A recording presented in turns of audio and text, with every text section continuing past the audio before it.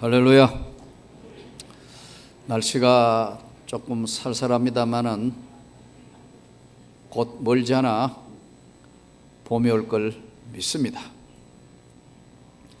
교회 생활을 하다가 보면 가끔씩 목사님 안수기도를 좀 해주세요 하고 부탁하는 성도분들도 있고, 또 필요에 따라서는 안수기도를 해야 할 때가 경우가 있습니다. 그러나 너무 자주 하는 것도 좋지 않은 줄 믿습니다. 그러니까 오늘 안수기도가 성경에 보면은 신약 성경에 예수님께서 병자를 고치시는 것이 27번 나오시는데, 그 중에 예수님께서 어떨 때는 안수하시고 치유하셨더라 그렇게 말씀해요. 그래서 이 안수기도는 성경에 보면 예수님께서 치유의 목적으로 병자를 위해서 치유하시기 위해서 예수님이 안수하셨더라. 또 성경에 보니까 여호수아에게, 눈의 아들 여호수아에게 안수함으로 모세의 지휘권이 이양되는, 그래서 임직, 특별한 사명을 위해서 목사 안수, 장로 안수, 안수집사 안수, 이때는 사명을 감당하라고 임직을, 직분을 줄 때에 특별히 구별하여 세워서 안수를 성경에 보면 했습니다. 바나바와 바울을 따로 세우고 그들에게 안수하여 선교사로 내보내더라. 그러니까 안수해서 지금도 선교사 파송할 때 우리 선교사 3분 지금 몽골에 또 인도에 방글라데시에 우리 파송할 때마다 나와서 전부 다시 사명 잘 감당하라고 이거 주신 직분의 소명을, 하나님으로부터 받았던 직분에 의해서 사명 감당하라고 안수하는 것, 치유의 목적으로 임직의 직분의 사명 감당하라고. 세 번째는 보면은 축복의 기도로 안수를 하셨다. 오늘 이 본문이 바로 그 본문이고요. 하나님 앞에 지금 야곱이 므낫세와 에브라임에게 안수하는 장면이거든요. 축복을 목적으로 해서 기도하는 것. 마태복음 19장 15절에도 예수님이 어린이가 내게 오는 걸 금하지 말라. 하나님의 나라는 이런 자들의 것이니라. 그러면서 이제 어린이를 축복하실 때 안수하시며, 그러니까 병자 치유의 목적으로 또는 중요한 사명을 목적으로 축복을 목적으로 해서 안수 기도하고, 네 번째는 보면은 속죄 제물에게 안수했어요. 구약 성경에 출애굽기 29장 10절, 레위기 1장 4절에도 보면은 이제 속죄 제물에 이 제물이 모든 죄가 전가되게 해 주십시오. 제물에, 속죄 제물에 안수를 했다. 속죄함 받기 위한 것으로서의 안수 기도를 한 것을 성경을 통해서 볼 수 있습니다. 또 하나는 사도들의 이야기인 사도행전이 진행되면서 성령의 은사와 능력을 전달하는 밤으로 저들에게 안수하며 저들이 성령을 받게 된지라. 여기서 병자의 치유의 목적으로, 또 임직할 때의 사명을 목적으로, 또 보니까 축복하는 것을 목적으로, 또 속죄 제물에게 속죄함을 위해서, 그리고 성령의 능력과 은사를 전달하기 위해서 안수한 것을 볼 수 있습니다.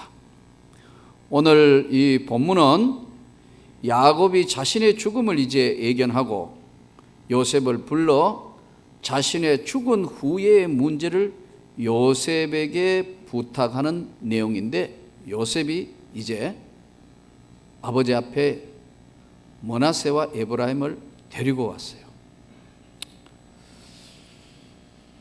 야곱이란 한 인간이 이 세상을 마무리하는 이제 죽어가는데 놀라운 것은 한 민족이 여기서부터 이제 한쪽은 한 인간이 죽어가는데 반대편에는 한 민족이 탄생되는 오늘 본문의 내용의 말씀을 읽었습니다.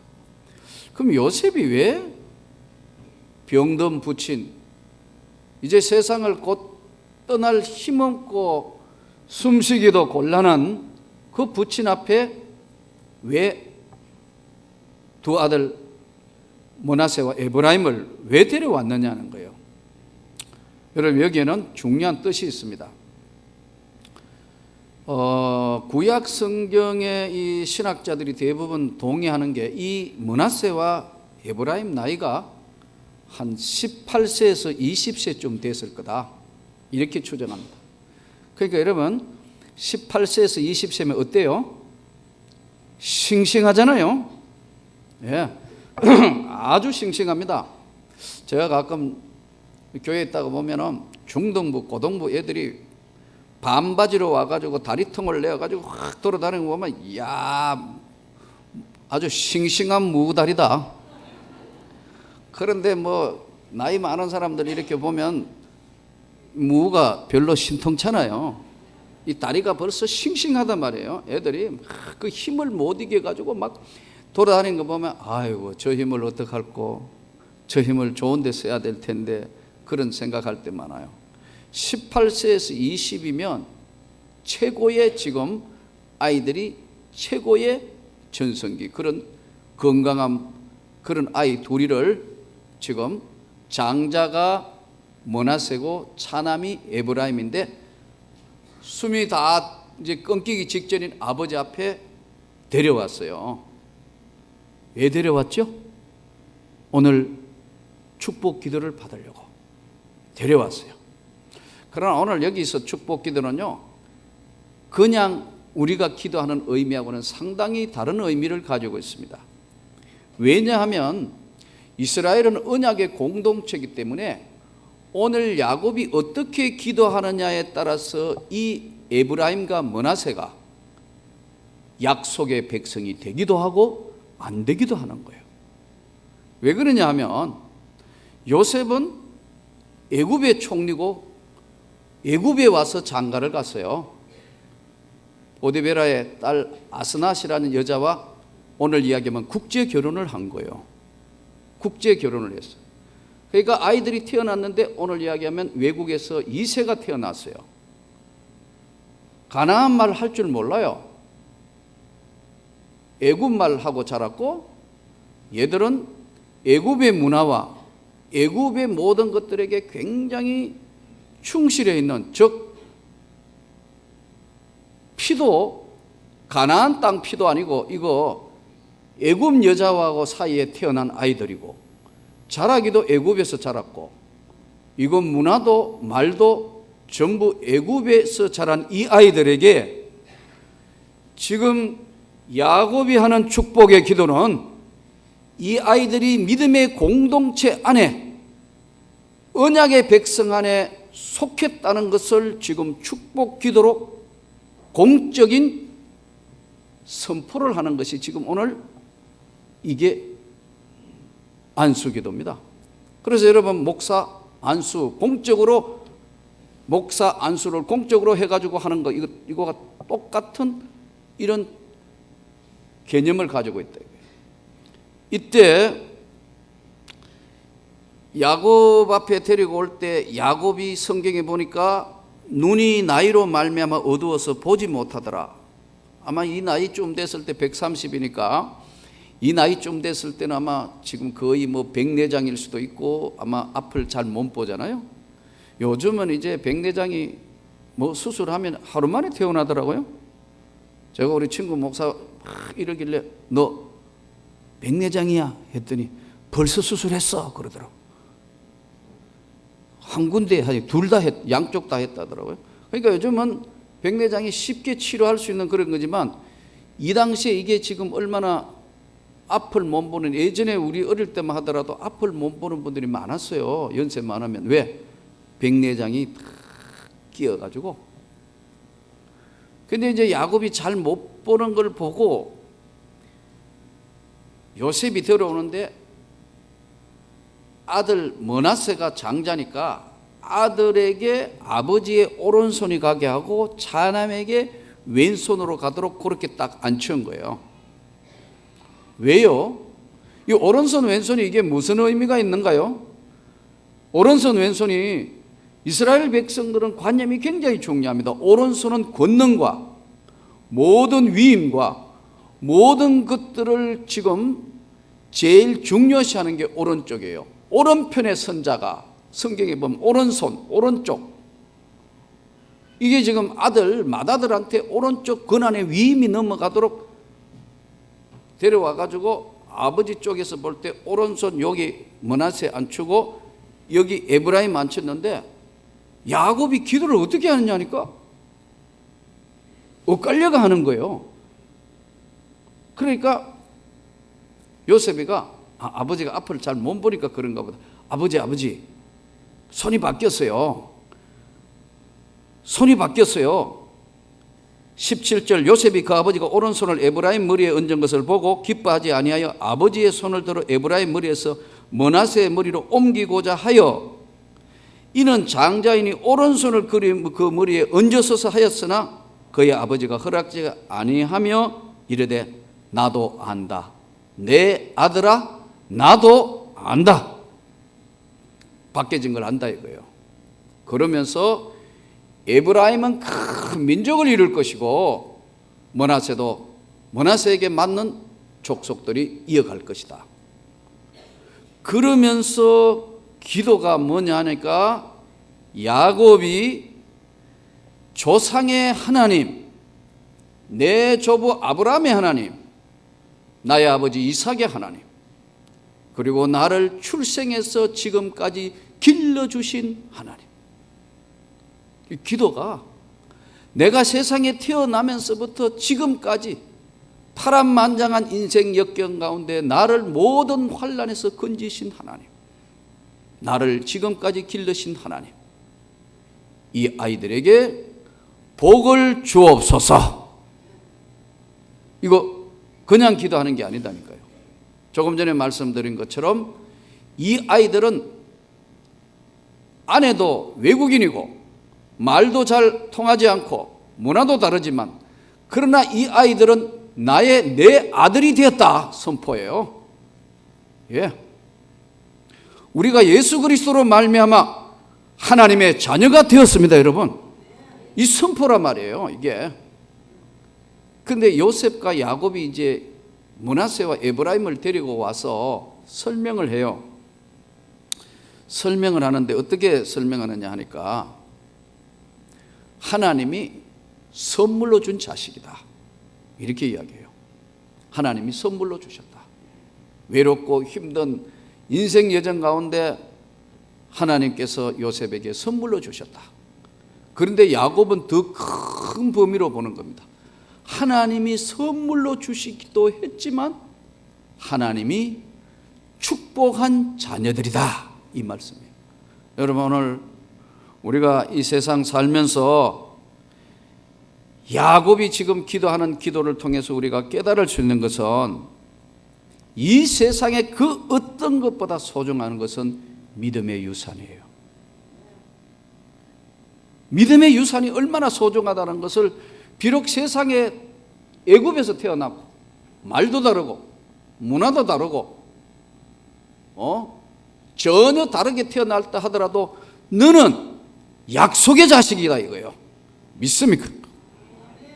너는 하나님의 백성이고 약속의 자식이다고 이것을 설명하면서 여러분, 내 조부의 하나님, 내 아버지 이삭의 하나님, 나를 출생해서 지금까지 건져주신 이 아이 하나님이 이 아이에게 복을 주십시오. 공식적인 선언이에요. 우리가 오늘 예수를 믿어 구원을 받은 것, 누구든지 물과 성령으로 거듭나지 않으면 하나님 나라는 들어갈 수 없다. 교회 다니는 분이 너무 많지만 교회 다니는 것도 중요하지만 예수 믿어 구원받아 거듭난 확신이 있는 사람이 중요하단 말이에요. 오늘 이것을 오늘 믿음의 유산을 설명하기 위해서 요셉은 아버지 아무리 죽기 직전이지만 믿음의 유산을 받아야 되겠다고 손자를 데려오고 그 손자들을 향해서 그는 내 아들들이다, 믿음의 후손들이라는 것을 선포합니다. 그래서 가나안 정복사 끝날 때 이들에게 에브라임과 므낫세에게도요 야곱의 공식적 축복 기도가 있었기 때문에 이들에게 땅 분배가 되는 겁니다. 안 그러면 땅 분배가 안 돼요. 땅을 분배할 수 있는 권세를 주었다. 내가 만일 내 입으로 예수를 주로 시인하며 하나님께서 그를 죽은 자 가운데 살리신 것을 네 마음에 믿으면 구원을 받으리니 마음으로 믿어 의에 이르고 입으로 시인하여 구원에 이른다는 오늘 예수 그리스도의 놀라운 세계에 믿음의 유산이 얼마나 중요하다는 것을 오늘 본문을 통해서 말씀하고 있어요. 이 믿음의 유산, 세상과 바꿀 수 없는 이 놀라운 축복의 은혜를 야곱은 공식적으로 선포하면서 12지파가 되는 것을 선언합니다. 그런데 여기서 우리가 이 세상 살면서 이 믿음이 중요한데 믿음의 유산을 받았어요. 은혜를 입었어요. 그런데 이 믿음의 유산이 세상의 그 어떤 것보다 바꿀 수 없는 은혜고 그 살아계신 하나님이 내 생애 전반에 역사하시면서 같이 동행하려면요 여러분들이 한 가지 명심해야 될 것이 있어요. 요셉을 통해서 야곱을 통해서 오늘 본문을 통해서 배울 수 있는 것은 철저하게 자기를 발견해야 돼요. 대부분 예수 믿는 사람 요즘 와가 자기가 누군지 모르는 사람이 있어요. 제가 요즘 신학교 강의하면서도 그래요. 이 전도사 너희들 이 신학교 와가 왜 왔느냐는 분명한 소명이 없으면 그건 아무것도 아니다. 내가 누구냐 이거예요. 여러분 누가 누구를 잘 안다 하면 어떻게 아는 거예요? 누구를 잘 안다 하면 어떻게 하면 관계가 어떻게 되느냐는 거예요. 관계가 인간 세상에 하나님과 바른 관계를 하려면 하나님과 바른 관계를 아는데 자기를 발견하는 것이 믿음의 유산을 지키는 가장 중요한 겁니다. 누가복음 15장에 보면요 돌아온 탕자 이야기가 나오지 않습니까? 우리가 너무나 잘 아는 탕자는 아버지의 재산을 미리 받아서 아버지도 돌아가시기 전에 받아가 저 멀리 가서 허랑방탕하여 다 소진하고 이제 아무것도 없어. 그렇게 지냈던 술친구, 방탕했던 친구 다 떠나고 어느 날 너무 궁핍해서 어느 날 깨닫는 겁니다. 내 아버지 집에는 품삯이 풍족한 일꾼들이 얼마나 많은데 나는 여기서 추려 죽는구나. 내가 이제는 아버지 아들이라 칭함을 감당치 못하고 차라리 아버지 집에 종이로라도 내가 살아야겠다. 그 자기를 탕자가 발견하고 아버지 집으로 돌아오는 이야기입니다. 누가복음 15장에 돌아오는데 기다리던 아버지가 아들이 오는데 멀리 있는데 아들인 줄 알아봐요. 그리고 안고 눈물을 흘리며 이 죽었다가 내 아들이 살아왔다. 다락질을 깨우고 살진 송아지를 잡고 너무너무 좋아하는 잔치를 벌리는 내용의 이야기가 나와요. 자기 발견. 믿음의 유산을 받아가 내려가려면 내가 누구이며 나는 어디서 왔으며 어디로 가는 인생이라는 것 자기 발견을 확실하게 했을 때만 이 믿음의 유산이 유효하고 이 믿음의 유산이 능력으로 넘어가는 겁니다, 여러분. 그래서 야곱이 죽음 직전에 요셉은 자기와 평생 동안 함께 하신 하나님 우리 아들에게도 이 믿음이 이어가게 해주시라고 므낫세와 에브라임을 데리고 지금 야곱 앞에 온 거예요. 이 믿음의 유산은 자기가 누구인지 발견하는 것 대단히 중요해요. 저와 여러분은 죄와 허물로 죽었던 우리들을 살리신 예수 그리스도. 다음 주는 고난 주간입니다. 우리가 이 주님의 놀라운 은혜를 다시 발견하면 사실 세상에 어지간히 어렵거나 힘든 거요 주의 은혜로 다 이길 수 있어요. 그런데 자기를 발견하지 못하면, 믿음의 유산이 얼마나 소중한 자기를 발견하지 못할 때는 방황하게 되고 스스로 자신의 삶의 문제에 중심을 어디에 둘지를 몰라요. 오늘 성경은 이렇게 말씀합니다. 하나님이 흙으로 사람을 지으시고 생기를 그 코에 불어넣으시니 생명이 되니라. 하나님이 인간을 만들 때 강철로 만든 것도 아니고 보석으로 만든 것도 아니고 왜 하필 흙으로 만들었을까요? 창세기 3장 19절에는 이렇게 말씀해요. 너는 흙이니 흙으로 돌아가라. 왜 흙으로 만드셨을까요? 사람을. 흙은요, 모든 생명의 근원이 흙입니다. 그러니까 이거 아스팔트 밟고 사는 거 이거 별로 좋은 게 아니다는, 흙 밟고 사는 게 건강하다는 이유가 거기 있습니다. 우리 몸이 흙이다. 흙에서 왔으니까 흙으로 돌아간다. 이 새나 식물이나 동물이나 파릇파릇한 이런 풀을 먹고, 온순한 동물들이 풀을 먹고 초식동물이 살면 그 초식동물을 잡아먹는 맹수도 초식동물이 없으면 다 사라지게 되어 있어요. 모든 원리가 땅에서 꽃피고 새울고 모든 것이 땅이 있으므로 가능한 겁니다. 이 땅이, 흙이 삶의 모든 삶의 근본이다. 그러니까 우리 몸을 하나님이 흙에서 만드셔서 너는 흙이니까 흙으로 돌아가라. 그래서 모든 것들이 여러분 흙에서 왔습니다. 바다요, 물고기 그렇게 많고 하지만 바다의 밑에는 흙입니다. 흙이다 이거예요. 우리 몸에서 흙에서 왔기 때문에 우리는 언젠가 흙으로 또 돌아가야 된다는 삶의 근본을 알고, 창조의 근본 원리를 알고 생명의 근원이 이에서 난다는 사실을 깨닫고 살면 자기 발견에 가장 흔들리지 않는 믿음이 되는 겁니다. 오늘 많은 사람들이 가치관에 혼란이 와서 너무 잘 살아보자, 잘 살아보자. 정말 우리 어릴 때에 비해서는 잘 살아요. 예. 또 무엇이든 전부 그런데 여러분 한번 보세요. 우리보다 훨씬 어려운 사람 많아요. 제3국에 가면.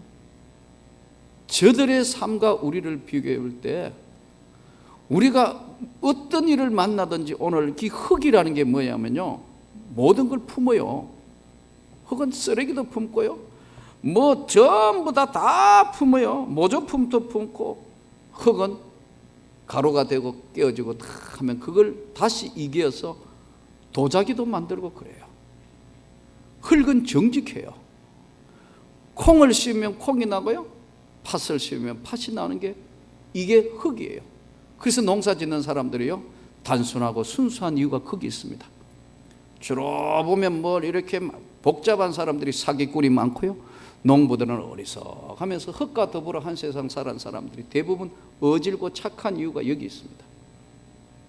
너는 흙이니 언젠가는 흙으로 돌아가야 한다는 이 사실을 자기 발견을 해서 분명하게 믿음 위에 서 있을 때는 하나님이 언제나 함께 하시는 겁니다. 인간이 동물하고 구별되는 것은 그 코에 생명을, 하나님의 성령을 불어넣어 주신 겁니다. 호흡하도록 생명을 불어넣어 주셨어요. 동물은요, 본능에 따라 움직입니다. 나는 동물이 자살했다는 이야기는 들어본 게 없습니다. 고양이가 세상 골치 아파가지고 여러 고양이 합회가 같이 자살했다는 이야기를 난 들어본 적이 없어요. 들개들이 도저히 못 살겠다고 산에서 무슨 데모했다는 이야기도 들어본 적이 없어요. 인간만 자살할 수 있다. 삶을 끝을 악하게 맺을 수도 있습니다. 여러분, 선한 열매를 맺을 수 있기를 바랍니다. 짐승의 세계에서는요, 대량살상이 없습니다. 학살하지 않습니다. 먹을 수 있는 것만큼만 먹습니다. 왜요? 자연의 순리를 아니까요. 근데 인간은요, 제일 적게 거둬도 10호멜 거뒀습니다. 욕심을 못 내려놓는 거예요. 그러니까 믿음의 유산이 안 오는 거예요. 지금 오늘 야곱이 마지막 떠나면서 나는 이제 내 조상에게 가지만 하나님이 이 아이들을 하나님이 복을 주시고 기억해 주시라는 겁니다. 그러므로 여러분, 오늘 이 믿음의 귀한 유산은 자기를 재발견할 때, 나도 내가 부족한 인생이지만 하나님이 나와 함께 하신다는 사실을 깨닫고, 우리가 정말 나는 죄인 중에 괴수라는 바울의 고백대로 낮은 자리에 내려가고 탁 낮은 자리에 내려갔을 때는 믿음의 유산이 내게 오는 겁니다. 작은 것이라도요, 교회 생활하면서 나보다 더 어려운 사람 한번 돌아봐요. 작은 것이라 한번 도와줘봐요. 아무 조건 없이 작은 것이라도 손을 내밀어 구제해봐요. 얼마나 기쁨과 은혜가 넘치며 삶의 모습이 새로 달라지고 활기가 있을 겁니다.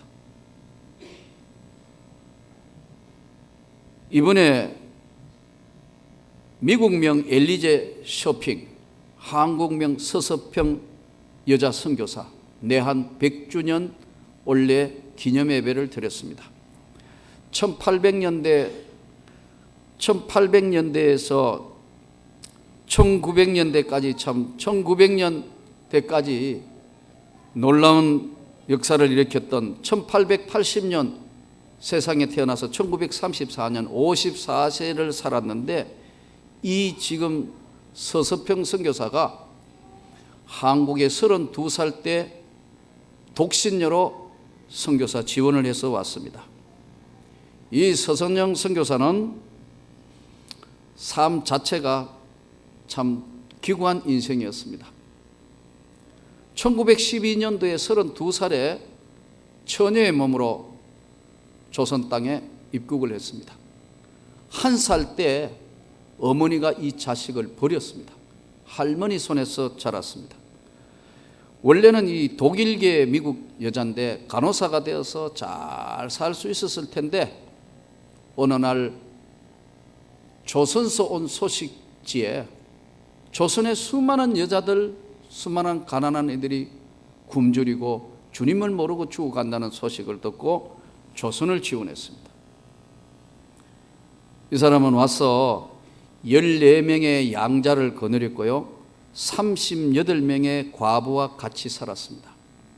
그리고 광주 제중원을 중심으로 조건 없는 간호사 일을 했으며, 전라도 제주도의 많은 사람들에게 삶으로 그 생애를 보여줬습니다.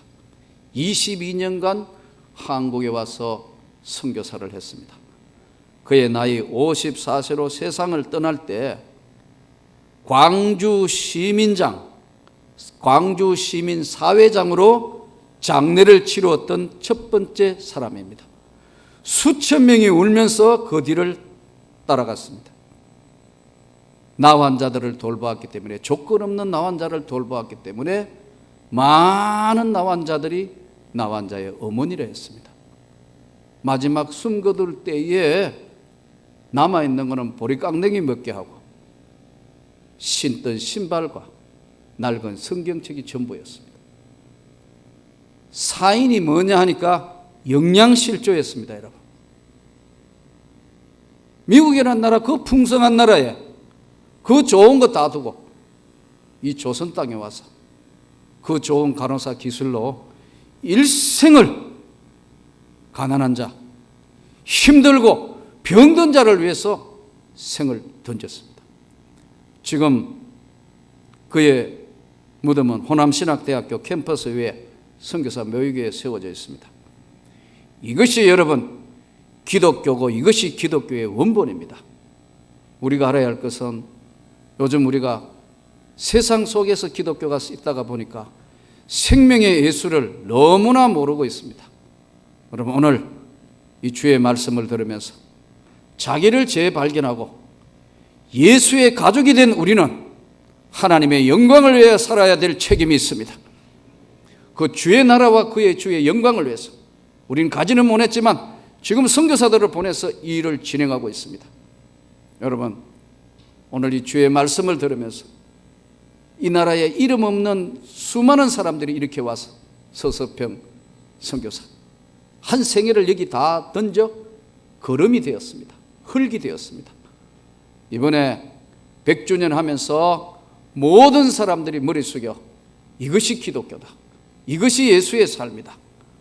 우리가 비록 부족하고 가진 거 없다 할지라도 좀 더 다른 사람 생애에 나눠주고 다른 사람 생애에 내가 가지고 있는 재능을 더 효율성 있게 믿음의 유산을 잘 지켜갈 때 이것이 하나님의 축복이고 하나님의 권능이라는 사실을 깨닫고 이 명문교회를 통해서 더 많은 세계로 선교사를 보내며 이 지역의 많은 영혼들에게 예수의 생명을 다시 확인하고 증거하는 이 한 주간이 되기를 주의 이름으로 축원합니다.